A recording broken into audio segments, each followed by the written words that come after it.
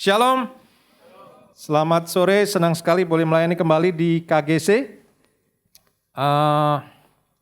Sore ini saya akan membawa satu topik yaitu tentang bulan ini, Loving the King, mengasihi Sang Raja. Ayatnya tidak lain dan tidak bukan, saya ambil dari Matius 22, tadi sudah sempat disinggung oleh Bapak Gembala. Matius 22 ayat 37 sampai 40, kita akan baca bergantian, ayat 37 saya baca. Jawab Yesus kepadanya, kasihilah Tuhan Allahmu dengan segenap hatimu dan dengan segenap jiwamu dan dengan segenap akal budimu. 38. Dan hukum yang kedua yang sama dengan itu ialah kasihilah sesamamu manusia seperti dirimu sendiri.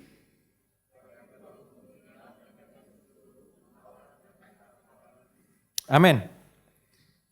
Ayat ini adalah ayat yang mendasari pergumulan kita pada hari-hari ini.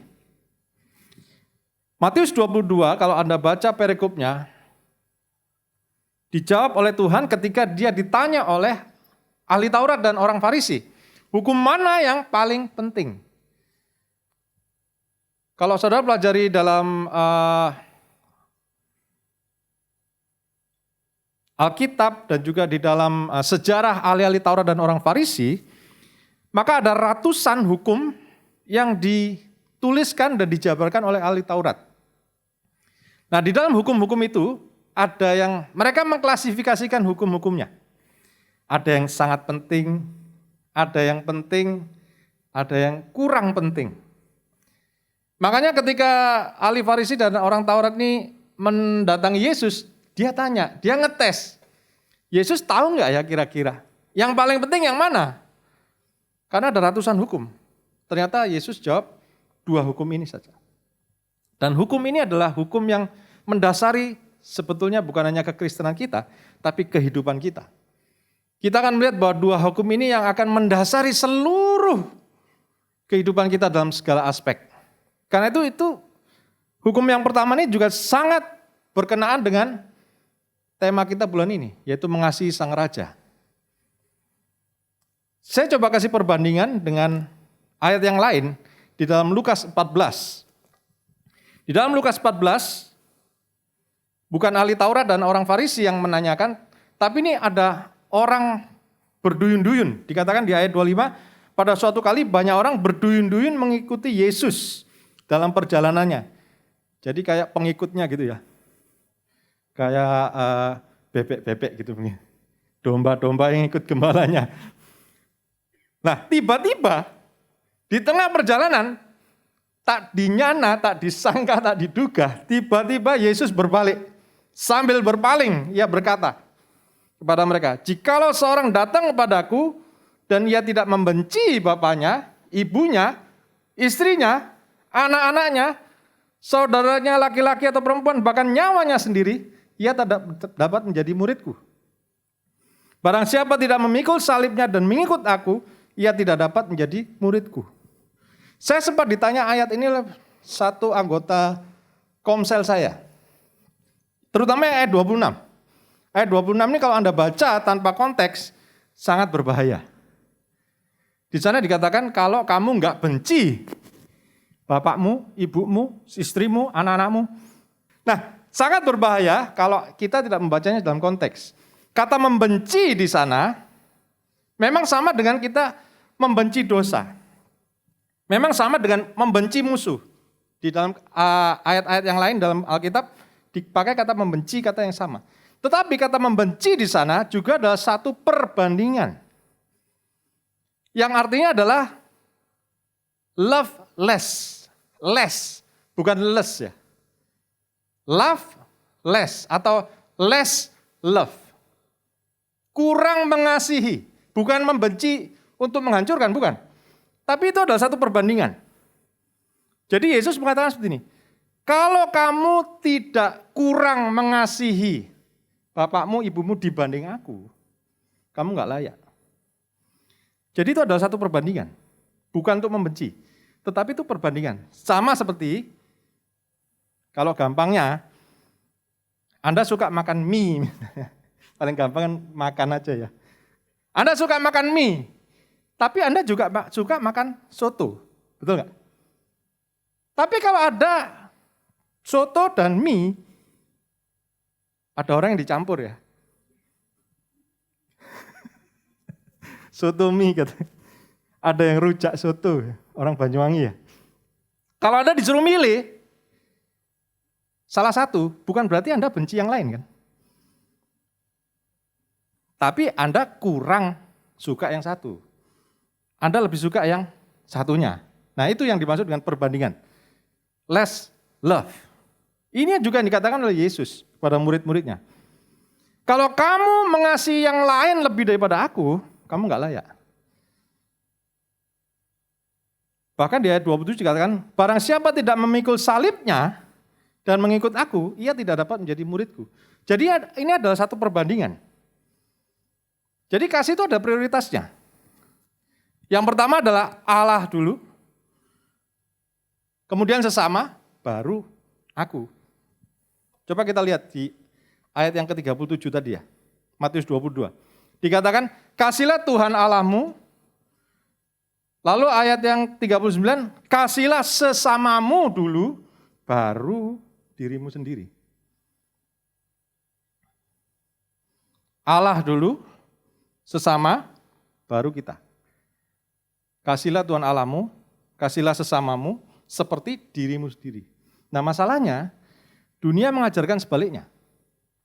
Dunia mengajarkan, kasihlah dirimu, baru nanti sesamamu. Tuhan terakhir aja. Toh belum tentu Tuhan ada, katanya dunia ya. Makanya kalau Anda dengarkan pesan-pesan dunia hari-hari ini, artis-artis, selebritis, selalu pesannya sama. Love yourself. Betul nggak? Bahkan ada lagunya. Lagunya jadi hit. Saya juga suka lagunya. Tapi liriknya salah. Kandungannya salah. Love yourself. Love yourself. Kenapa kok dikatakan love yourself, love yourself? Karena banyak orang tidak bisa mengasihi dirinya. Nah disinilah kekeliruan mereka. Mereka berpikir bahwa kalau mereka memulai dengan diri sendiri, mengasihi diri sendiri, maka yang lain akan beres. Padahal itu sangat salah. Kita harus mulai dengan mengasihi Allah terlebih dahulu. Baru kita bisa mengasihi sesama, baru kita bisa mengasihi diri sendiri. Amin. Seseorang tidak mungkin bisa mengasihi dirinya sendiri kalau dia tidak pernah mengasihi Allah. Kalau dia tidak mengasihi Allah, dia tidak takut kepada Tuhan, dia tidak akan takut pada orang lain. Dan dia akan menganggap hidupku adalah punya aku sendiri, gak ada urusannya sama Tuhan. Terserah aku mau mengasihi diriku apa enggak, terserah. Itu kalau orang belum ketemu Tuhan, belum mengasihi Tuhan. Jadi kita harus mulai dengan mengasihi Allah terlebih dahulu. Mengasihi Tuhan terlebih dahulu. Masalahnya adalah, sejak kejatuhan Adam dalam dosa, kita tidak bisa mengasihi Allah. Secara natural, manusia bertentangan dengan Allah. Membenci Allah, membenci hukum-hukum Allah. Karena itu kita juga dulu sebelum kenal Tuhan, kita membenci sesama dan kita membenci diri kita sendiri. Kita cenderung merusak diri kita sendiri. Apa yang kita lakukan adalah merusak diri kita. Semakin lama kita akan semakin jauh dari Tuhan. Kenapa? Karena kita belum ketemu Tuhan. Kebiasaan-kebiasaan buruk kita itu akan membawa kita semakin jauh dari Tuhan dan semakin menghancurkan diri kita. Betul? Sebelum kita kenal Tuhan, kita banyak terikat dengan banyak hal. Mungkin Anda terikat alkohol, Anda terikat narkoba, Anda terikat pornografi, Anda terikat dengan segala hal yang buruk. Tapi Anda nggak bisa lepas. Kenapa? Karena belum ketemu Tuhan. Nggak bisa lepas. Padahal Anda tahu bahwa kebiasaan-kebiasaan itu membuat Anda semakin buruk, tapi Anda nggak bisa lepas. Anda nggak bisa mengasihi diri sendiri. Kenapa? Karena Anda belum ketemu Tuhan. Puji nama Tuhan. Karena Tuhan Yesus Kristus mati buat kita di kayu salib. Kita dilepaskan dari segala keterikatan, bahkan kita diberikan hidup yang baru. Amin. Itu sudah disebutkan di dalam perjanjian lama. Di dalam Yeskiel, ayat pasal yang 11, ayat 19 sampai 20, dikatakan seperti ini. Aku, Tuhan, akan memberikan mereka hati yang lain dan roh yang baru di dalam batin mereka. Juga aku akan menjauhkan dari tubuh mereka hati yang keras dan memberikan mereka hati yang taat. Supaya mereka hidup menurut segala ketetapanku dan peraturan-peraturanku dengan setia. Maka mereka akan menjadi umatku dan aku akan menjadi Allah mereka. Ini adalah firman Tuhan dari Nabi Yesiel untuk umat Israel ketika mereka dalam pembuangan. Kenapa mereka dibuang? Karena mereka melawan Allah. Mereka menyembah berhala. Mereka tidak takut kepada Tuhan. Mereka sudah merasakan mujizat-mujizat Tuhan tapi menolak Tuhan. Maka mereka ditawan. Dan di dalam tawanan itu Nabi Yeskiel bernubuat suatu saat nanti bangsa Israel akan diberikan hati yang baru. Karena tidak mungkin manusia itu di luar Tuhan bisa mengasihi Tuhan. Karena Tuhan akan memberikan hati yang baru, roh yang baru. Dan kita percaya kita adalah rohani, Israel rohani yang diberikan hati yang baru karena kita percaya Tuhan Yesus Kristus. Yang percaya katakan, amin. Kita diberikan hati yang baru ketika kita percaya Yesus Kristus. Karena kalau enggak kita enggak bisa mengasihi Tuhan, kita enggak bisa mengasihi sesama, kita enggak bisa mengasihi diri sendiri. Tapi karena Yesus Kristus memberikan kita roh yang baru dan hati yang baru, maka kita bisa mengasihi Tuhan. Kita bisa mengasihi sesama. Kita bisa mengasihi diri sendiri. 2 kali Nabi Yeskiel bernubuat. Di pasal 36 dinubuatkan lagi. Dan itu terjadi di dalam perjanjian baru. Di dalam 2 Korintus 5 ayat 17 kita baca sama-sama 1, 2, 3. Jadi siapa yang ada di dalam Kristus, ia adalah ciptaan baru. Yang lama sudah berlalu, sesungguhnya yang baru sudah datang. Saya pakai gambar sepeda. Sepeda baru. Yang baru sudah datang ketika kita percaya Kristus. Kita diberikan hati yang baru. Kita diberikan roh yang baru. Roh kita dihidupkan kembali. Bisa berkomunikasi dengan Tuhan. Kita bisa ambil bagian dalam perjamuan kudus. Diingatkan akan tubuh dan darah Kristus. Saudara, di luar Tuhan, di luar Kristus, kita tidak mungkin mengasihi dan menyembah Tuhan. Dan kita tidak mungkin mengasihi sesama. Di luar Tuhan, di luar Kristus, kita akan cenderung menghancurkan. Dunia berusaha cari jawaban. Nah kalau saudara lihat dunia ini semakin lama semakin aneh ya. Saya beberapa tahun yang lalu sempat punya kesempatan ke negeri Tiongkok, China. Mereka kan sangat maju. Kota-kota besar mereka sangat maju. Kota Shanghai itu jauh lebih metropolitan dari Jakarta. Kalau Anda mungkin pernah ke sana ya. Nah di sana, sekitar 4 atau 5 tahun yang lalu saya ke sana. Di sana, di taman-taman kota, itu banyak orang jalan sendirian mendorong kereta bayi. Tapi jalan sendirian, bukan suami istri. Mendorong kereta bayi. Dan isinya bukan bayi. Anda tahu isinya? Hah? Anjing, kucing. Didorong di kereta bayi, saudara. Pets. Ngajak jalan-jalan di taman. Kenapa? Mereka hidup sendirian. Mereka tidak bisa mengasihi sesama. Mereka kaya, mereka makmur, mereka sejahtera, negerinya sangat maju, cadangan devisanya luar biasa, bahkan Amerika aja ngutang sama mereka. Banyak negara-negara ngutang sama China, tapi secara rohani mereka sangat-sangat miskin. Mereka sangat-sangat kasihan, terbelakang. Di dalam Kristus kita adalah ciptaan baru. Saya ambil dari The Passion Translation, dikatakan begini. Love the Lord your God with every passion of your heart, with all the energy of your being, and with every thought. Dengan segenap hati, jiwa, dan kekuatan, diterjemahkan dengan passion, gairah. Satu kehidupan yang punya gairah. Energi, penuh vitalitas. Tidak loyo. Mengasihi Tuhan harus dengan segenap kekuatan kita. Dengan segenap passion kita. Dan dengan pikiran kita. Every thought. Setiap saat kita berpikir. Setiap saat kita memikirkan. Kalau kita lagi jatuh cinta, setiap saat kita memikirkan pasangan kita. Lihat nasi rawon, ingat kekasih. Lihat bantal, ingat kekasih. Kenapa? Karena selalu memikirkan dia. Dunia dalam berita, ya kan? Hanya berdua kan? Yang baca, oh tapi Anda nggak pernah lihat TV sih sekarang ya. Angkatannya beda, angkatan kita masih lihat TV. Pak Hendra sama saya masih lihat TV. Banyak yang udah nggak lihat TV, anak saya udah nggak lihat TV, jadi nggak tahu dunia dalam berita. Itu zaman saya, zaman kuno memang. Dunia hanya milik berdua, yaitu penyiarnya cuma dua.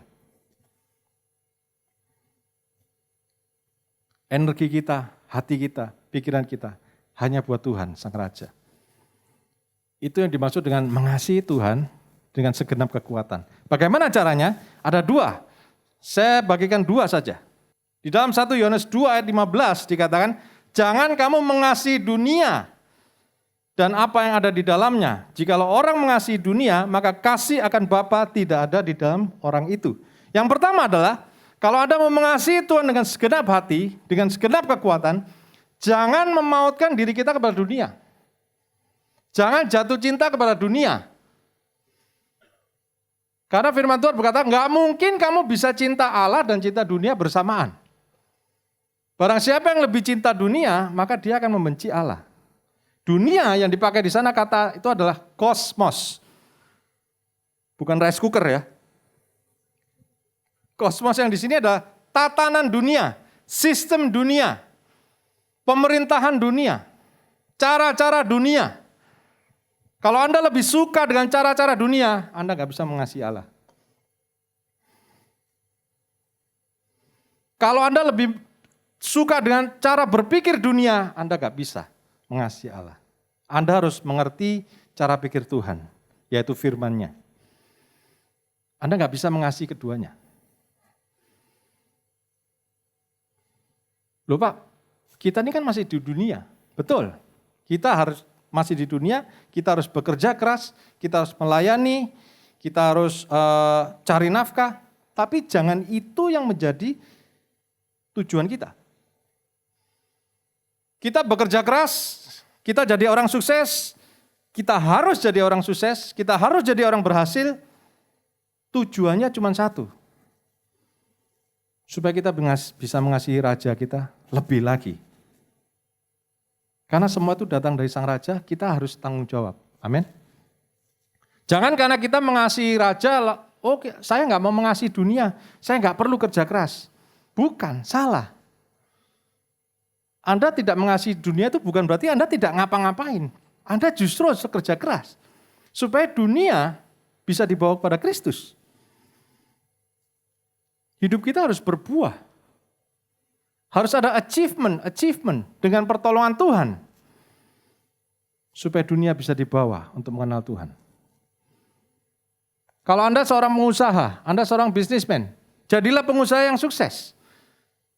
Dengan cara-cara Tuhan, bukan dengan cara dunia. Dengan pertolongan Tuhan, dengan bimbingan Tuhan, dengan petunjuk Tuhan. Bukan dengan cara dunia. Supaya dunia bisa kenal Kristus. Yang setuju katakan amin. Jadi Anda harus berhasil, tapi Anda tidak boleh memautkan hati Anda kepada dunia. Karena itu hanyalah sarana, bukan tujuan. Tujuannya adalah tetap kita mengasihi Tuhan. Enggak gampang. Tapi dengan pertolongan Roh Kudus, kita pasti bisa. Yang percaya katakan bisa. Kita enggak boleh mengasihi dunia. Nah, contohnya dalam Matius 19 ayat 21 sampai 22 tentang orang kaya yang gagal ikut jadi muridnya Yesus. Yesus berkata, kalau kamu mau sempurna, pergi, jualah segala milikmu, berikanlah kepada orang miskin. maka engkau akan beroleh harta di surga, kemudian datanglah kemari dan ikutlah aku. Apa kata firman? Ketika orang muda itu mendengar perkataan itu, pergilah ia dengan sedih sebab banyak hartanya. Aneh ya, banyak harta tapi kok sedih? Harusnya banyak harta kan gembira. Tapi ini banyak hartanya sedih. Kenapa? Karena dia harus disuruh jual semua. Karena hatinya terpaut kepada hartanya.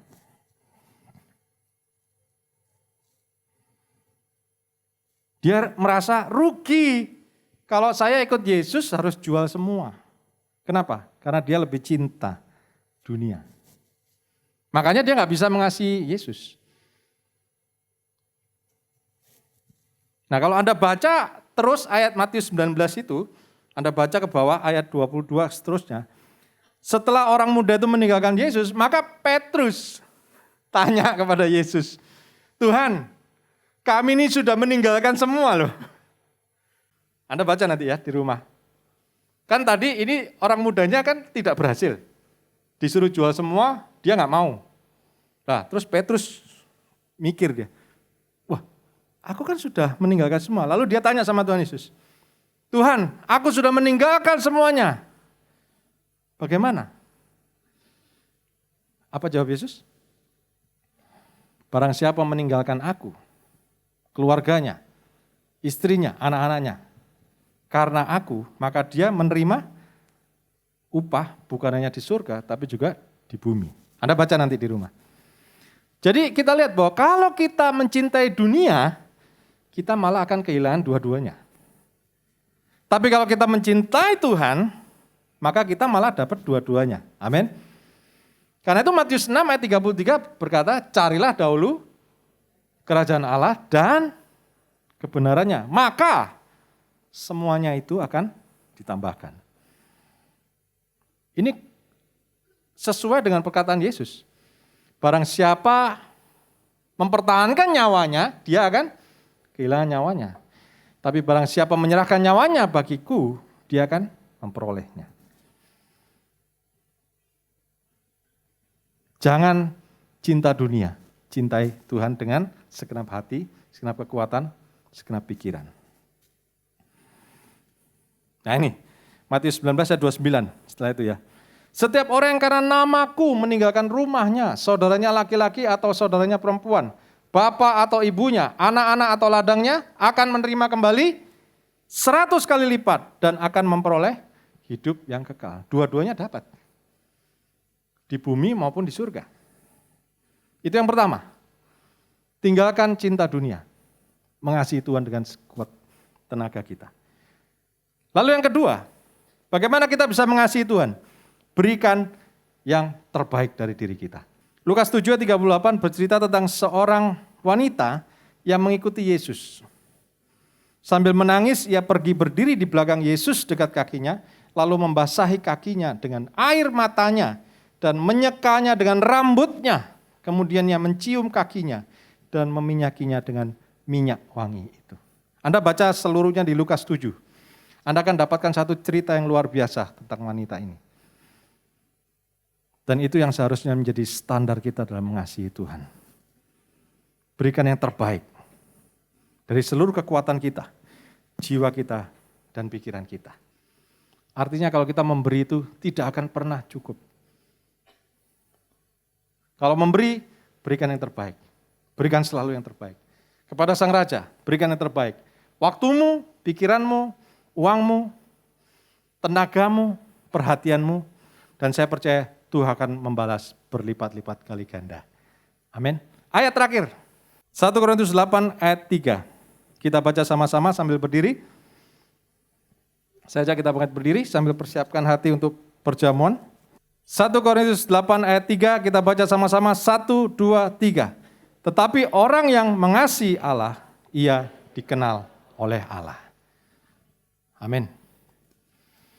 Saudara ingin dikenal oleh Allah, kasih Dia dengan segenap hatimu, pikiranmu, kekuatanmu. Dan kau akan menerima bukan hanya di dunia ini, tetapi di bumi dan di surga. Amin.